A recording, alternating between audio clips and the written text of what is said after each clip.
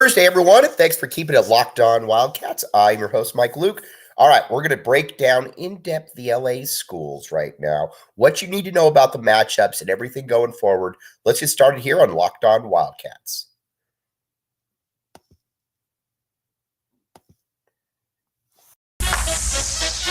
You are Locked On Wildcats, your daily podcast on the Arizona Wildcats, part of the Locked On Podcast Network, your team every day.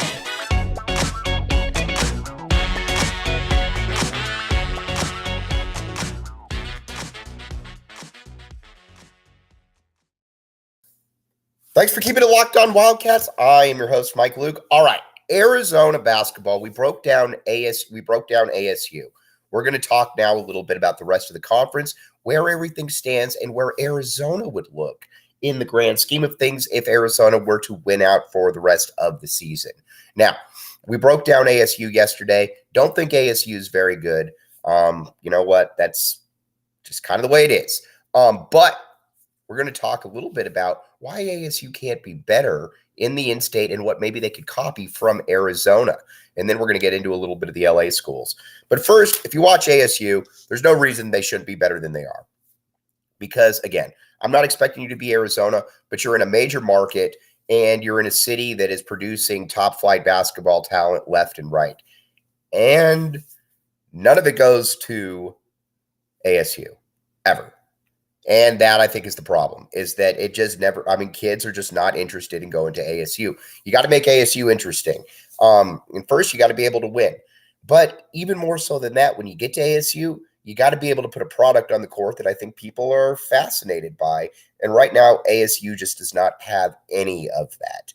And a big reason why is you look at some of the coaching flux right now, a little bit of the coaching turnover, for lack of a better word. And look at these guys. Since Bill Frieder in the mid-90s, then you've got Rob Evans, then you got Herb Sendek, then you got Bobby Hurley. None of these guys are moving the needle. I'm not breaking any news to any of you. You're all very smart. None of those guys are breaking any of the needles, right, or are moving any of the needles. Arizona, meanwhile, you look at it and you say, all right, you're like last three long-term coaches, not including KO or Pennell, even though I'd much like to. And Pennell has actually had more success than any ASU coach. All right, so let's look at Arizona then. Lute Olson, obviously a transcendent coach, a nationally all-time great coach. I don't really need to break that one down. One of the top 15 coaches of all time. Then you've got Rob. You got Rob Evans after that, or excuse me. Then you got after that, you got Sean Miller. Say whatever you want about Sean Miller, but Sean Miller recruited at a high level. Nothing really ever came out of the DeAndre Ayton stuff, and his teams were generally 1, 2, or 3 seeds. Arizona was a top 10 national program under Sean Miller, and Tommy Lloyd has done nothing to dissuade any of that right there. So you got to be able to get a good coach. Our good friend Anthony Gimino always says it's all about the coach. It's all about the coach. It's all about the coach. He's correct. It is all about the coach. So ASU's got to be able to get a good coach. And until that happens, I don't see that changing. Now, back to Arizona right now.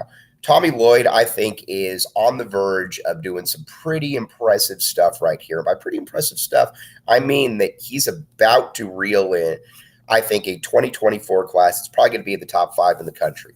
Nobody really has any doubts about Tommy Lloyd's coaching acumen. And if you do, you don't really know what you're talking about because, again, his coaching is next level, for lack of a better term.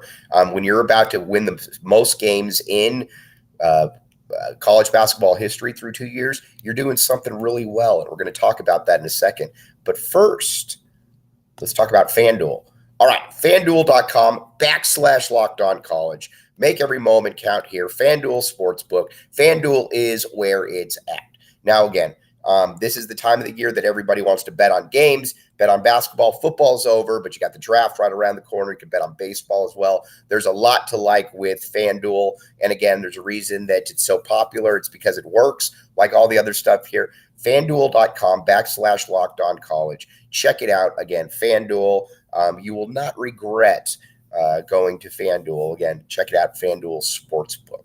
Okay, now we're going to take a quick little break right here. We're going to come back, though, and we're going to talk about where Arizona is and a brief little preview of the LA schools.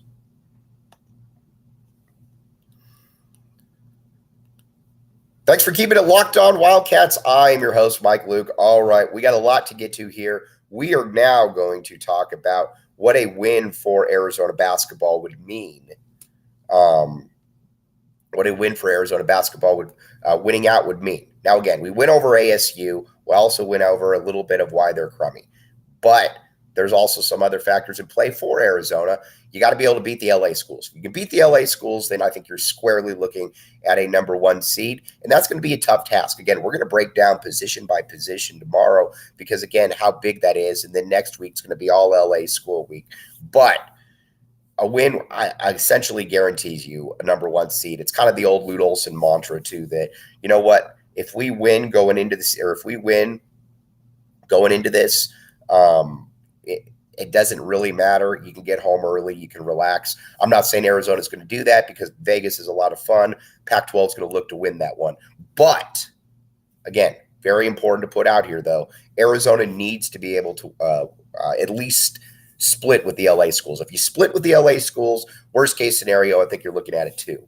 And it'd be a nice way because Tommy Lloyd at this point is 3-1 against Mick Cronin, which is obviously very good. But if you could push that into 4-1, then with the tournament, you're playing with house money.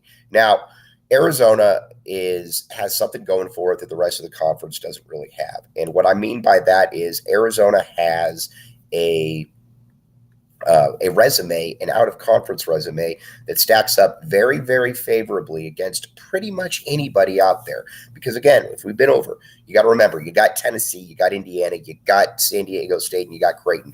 Those are all really, really good wins right there for the Cats.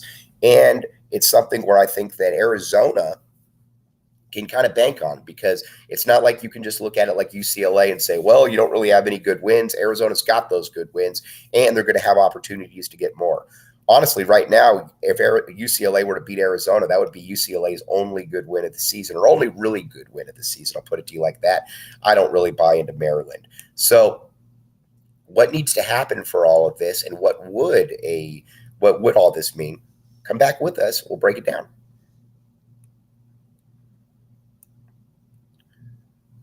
Thanks for keeping it locked on, Wildcats. I am your host, Mike Luke. All right, now, what would a win mean for the University of Arizona? What has to happen? Honestly, I think Arizona's just got to be able to play their game. Again, matchups tomorrow, we'll talk all about that, but Arizona's just got to be able to play its game.